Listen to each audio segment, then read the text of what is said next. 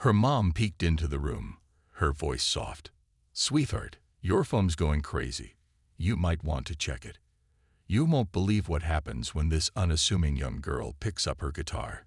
Is it just a regular instrument, or is there something special about it?"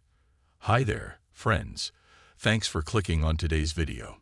I'm so excited to share this story with you. Before we get started, make sure to give this video a big thumbs up, hit that subscribe button, and don't forget to share it with your friends. Let's dive in. The festival on Main Street was alive. Kids chased each other between rows of colorful stalls while mothers haggled with fruit sellers. Laughter and shouts tangled with the clatter of pots and pans. Flags of every shade rippled from strings overhead. Musicians tuned their instruments, the air buzzing with snatches of guitar chords and the low beat of hand drums. On the far side, a clown twisted balloons into wobbly animals, and his bright red nose caught the attention of a group of giggling kids. The air smelled of buttered popcorn, fried dough, and something sweet that made every child's mouth water. In the middle of it all, blending into the noise and color, was Stella Johnson.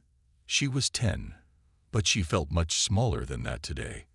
Her jeans were baggy and a little too short at the ankles, her sneakers worn at the toes. Her oversized sweater hung over her thin shoulders like a blanket she wished she could disappear under. She kept her head down, her gaze on her sneakers, and her steps small and quiet. Slung over her back was her guitar. It wasn't fancy or new like the ones some of the street musicians played. The body was scratched and dented. Patches of duct tape covered cracks along the edges, and one of the tuning pegs was wrapped in a thin blue ribbon to keep it from slipping. The paint had long since peeled away, revealing the rough wood underneath. Stella had named it Lucky after her grandpa's old dog.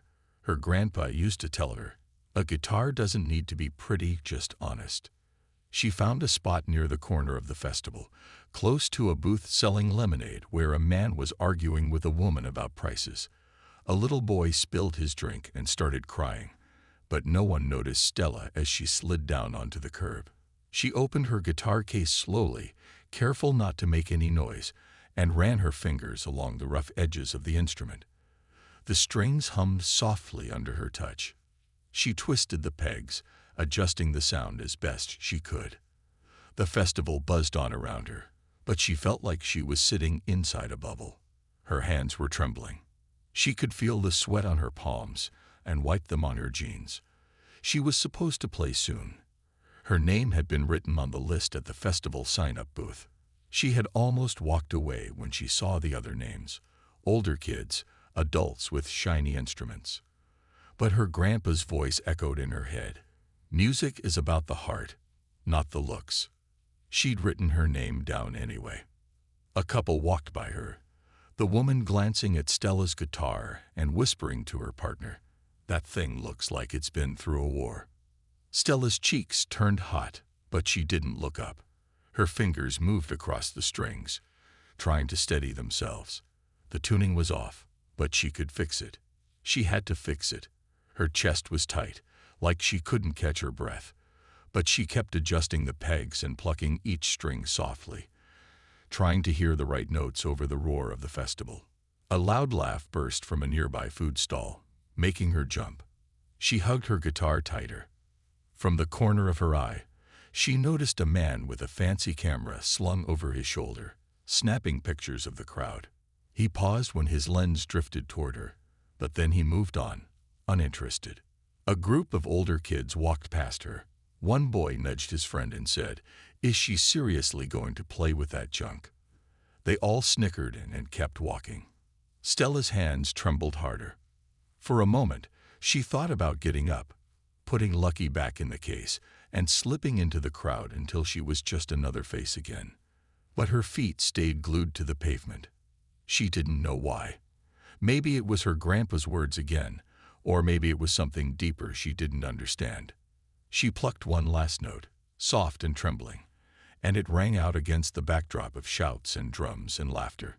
No one noticed, except her. A long, low hum of an engine rumbled through the festival, catching people's attention.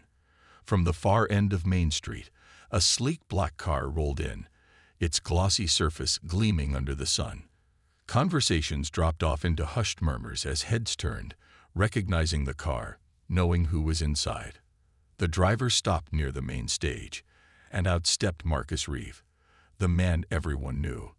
The guitarist who had packed stadiums, whose fingers could make a guitar sing like no one else's. He wore dark sunglasses and a long coat, though the day was warm. His hair was cut sharp, and his shoes polished until they shone. The crowd shifted, pulling out phones, whispering his name. A kid pointed. "That's Marcus." "Mom, look, that's Marcus Reeves." His mother hurriedly hushed him, pulling him closer. Marcus didn't look at anyone directly. His steps were smooth, measured, as though he was walking to a private concert hall rather than a noisy street festival. The musicians near the main stage turned their heads as he passed, adjusting their guitars, sitting up straighter, their eyes flicking nervously toward him. He gave no sign he noticed them. He stopped a few paces from the festival's main stage and crossed his arms, sunglasses still hiding his eyes. His lips were pressed together in a line that said, "I'm here, but this better be worth my time." His gaze drifted over the stage and down the row of performers tuning instruments and checking lists. His eyes snagged on something, a small figure near the corner. Stella. Marcus tilted his head, his brow twitching as he took in the sight of her. A girl in a baggy sweater, tuning a guitar that looked more like junk than an instrument. The duct tape on the side, the worn strings, the paint peeling off. It was an eyesore in a sea of polished wood and shiny metal. His lips curled slightly in something that wasn't quite a smile.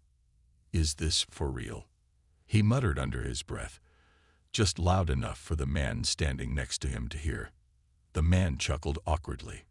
Just a kid, probably playing for her family. Not much to see there. Marcus turned his head away, losing interest. His gaze traveled back to the main stage where the next act was warming up, adjusting the mic stand and strumming a few loud chords. The crowd pressed in closer, but he stayed where he was, arms crossed, waiting for something to catch his attention. So far, nothing had. Then the loudspeaker crackled. The voice was cheerful, almost too bright. "And now, please welcome to the stage, Stella Johnson." Marcus turned slightly, his face still unreadable behind the glasses. "That's the kid," he said quietly, voice almost amused. The small figure moved. Stella rose slowly, her face pale, her hands trembling slightly as she lifted her guitar and climbed the short steps onto the stage. For a heartbeat, she seemed frozen there, as though she might drop the guitar and run back down. But she didn't. Marcus's head tilted a fraction, just enough to show a flicker of interest. His mouth tightened into a skeptical line, one eyebrow lifting above the rim of his sunglasses. "All right, kid," he murmured. "Let's see what you've got." Stella's hands tightened on her guitar. She stood stiffly at the microphone, swallowing hard. Her knees wobbled, but she locked them in place. Her fingers found the strings, though they shook, and the first chord trembled out of the guitar, thin and fragile like the wings of a moth brushing the air. The noisy festival around them seemed to fade a little, the sounds pulling back, as though the world was waiting to hear what she'd play. Marcus's gaze sharpened, though his mouth stayed neutral. He didn't move. He didn't speak. But behind the dark lenses of his sunglasses, his eyes were focused on Stella. Watching. Curious, but skeptical. Stella stood there, her legs shaking, her heart loud in her chest. She took a deep breath, her small fingers tightening around the guitar neck. Her first chord wavered, but then she found the right strings, and the sound rose clearer, softer but steady. She closed her eyes, the festival noise behind her blurring into nothing. Her voice came out, small at first, but pure. The words were shaky, like she wasn't sure they'd hold, but she pushed them out anyway. They floated over the festival. The simple, raw melody of a girl singing about something only she understood. She sang about her grandpa, about feeling invisible, about the courage it took to stand there and sing when no one believed she could. Marcus Reeves, still watching from his place near the stage, felt his arms loosen from the cross they had been locked in. His sunglasses slipped down the bridge of his nose as he stared, the lines at the corners of his mouth softening. He was leaning forward without realizing it. His lips parted just a bit, the indifferent mask he'd worn moments ago cracking. The people closest to the stage had stopped chatting. Heads turned toward the girl, curious now. Phones came up, screens lighting the air as cameras tried to capture this quiet, unexpected moment. A woman near the front whispered to her friend, She's really good. Just listen to her." Stella's voice gained strength with each word. Her hands found confidence in the familiar grip of her guitar, her fingers sliding across the strings like they were part of her. The guitar, ugly and battered, no longer seemed so broken. It shimmered under the late afternoon sun, each note pulling the crowd closer, making them lean in without even realizing. Marcus's foot tapped lightly, the rhythm catching him off guard. He pulled his sunglasses off entirely, letting them hang from the front of his shirt. His eyes were fixed on Stella now, a mix of disbelief and something more, something like respect. He knew polished when he saw it. This wasn't polished. This was raw, real, and it was working. The crowd grew quieter. The shouts from the food stalls faded. The balloon man stopped twisting his balloons and stood still, his eyes on the small figure at the mic. Even the juggler paused, one pin hovering midair in his hand. Stella's voice soared higher, cracking just slightly on a note, but the imperfection made it more honest, more real. Her face was flushed, her eyes shining, her hand steady now as she strummed the guitar with a kind of quiet power. She wasn't just singing. She was telling a story, her own story, and everyone there could feel it. When the final chord rang out, the silence was so deep it felt like everyone had forgotten how to breathe. Stella lowered her hands, her shoulders slumping with relief, her head ducking slightly as though she was expecting silence to follow. For one long second, no one moved. Then a single clap broke through. A man near the back clapped his hands together, hard and loud. Others joined in, soft at first, then louder. Applause swelled around the stage like a wave crashing on the shore.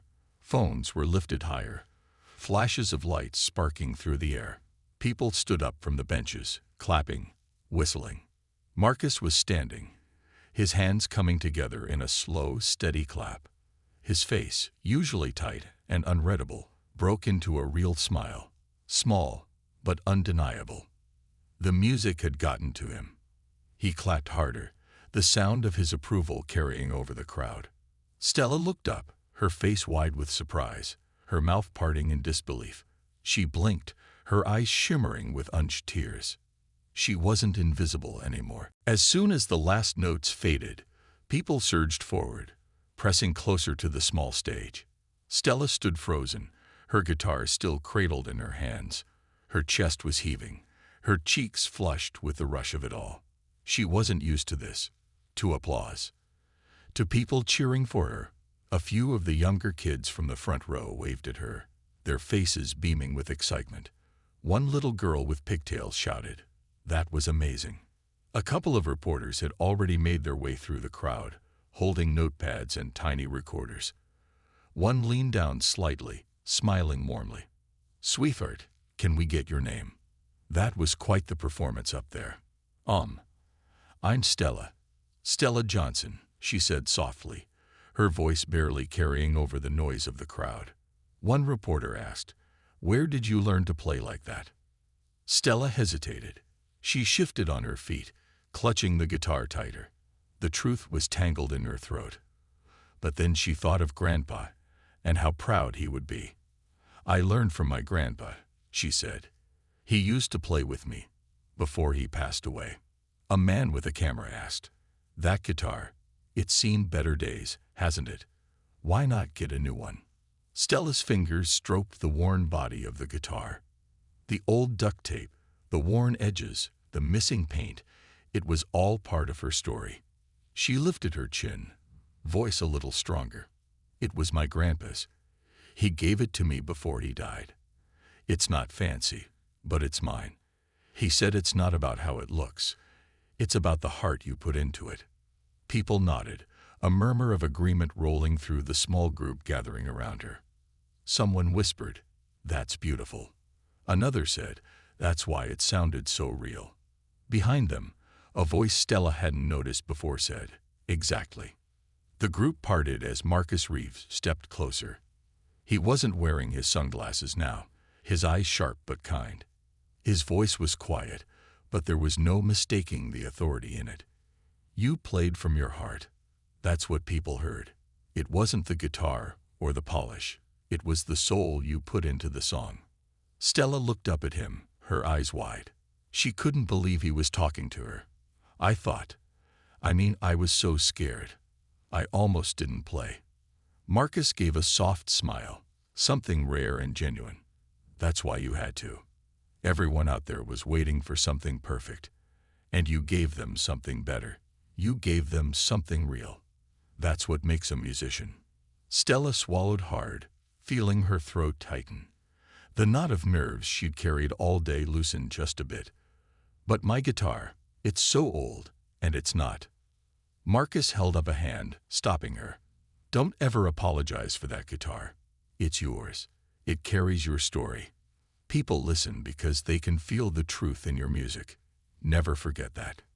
Stella nodded, her lips trembling as a smile crept across her face. Her eyes, which had been clouded with fear and doubt just minutes before, now shone with something new. Understanding, hope, confidence. The crowd around them was still murmuring, the sounds of the festival swirling back to life. But in that moment for Stella, everything else faded away. It was just her guitar, and the man who had heard what she thought no one ever would. Later that evening, when the festival was winding down, Marcus sat in the back seat of his car, staring at the screen of his phone. The video he'd just taken wasn't fancy. No professional lighting, no staged camera angles. It was shaky, framed from his hand as he'd stood among the crowd, but it captured everything. It caught the raw, trembling moment when Stella's voice first broke through, the hush of the crowd, the surge of her courage as she played that beat-up guitar. He watched it twice, then 3 times. Each time, the goosebumps ran along his arms, and each time he felt the same quiet tug in his chest. He pressed a few buttons, added a caption. "Sometimes, the real star is the quietest one. Keep your eyes and ears open. You might just hear something beautiful." With a quick tap, the video was shared to his social media. Millions of followers would see it. At first, he felt a flicker of doubt.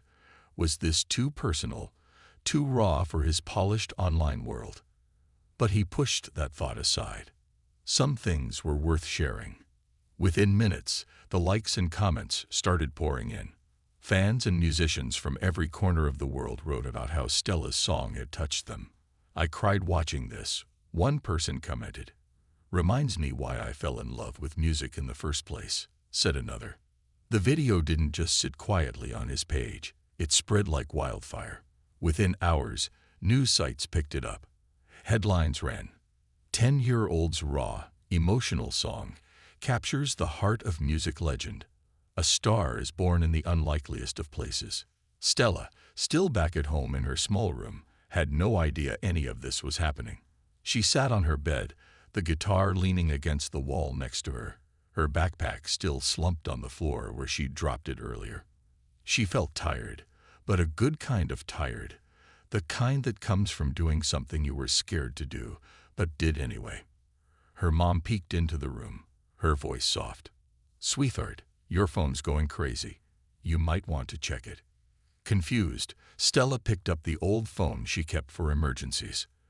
Notifications buzzed in one after another, her name flashing on the screen. Stella Johnson was trending. Videos of her performance were everywhere. Her heart raced. She scrolled through the comments, her mouth falling open. People were talking about her, about how brave she was, how much her song meant to them. Some wrote that they'd picked up their own instruments again after watching her play. Others said her story reminded them that it was okay to be scared, to not be perfect. Downstairs, her mom was laughing softly with her dad, who held his phone up, showing her the video of Stella's performance. "Our girl's famous," he said, pride filling his voice. But Stella sat quietly, reading through the comments, feeling a strange mix of emotions swirl inside her. She wasn't sure how to feel about all the attention. It was overwhelming, yes, but also a little exciting. She touched the guitar leaning next to her, the familiar worn wood grounding her.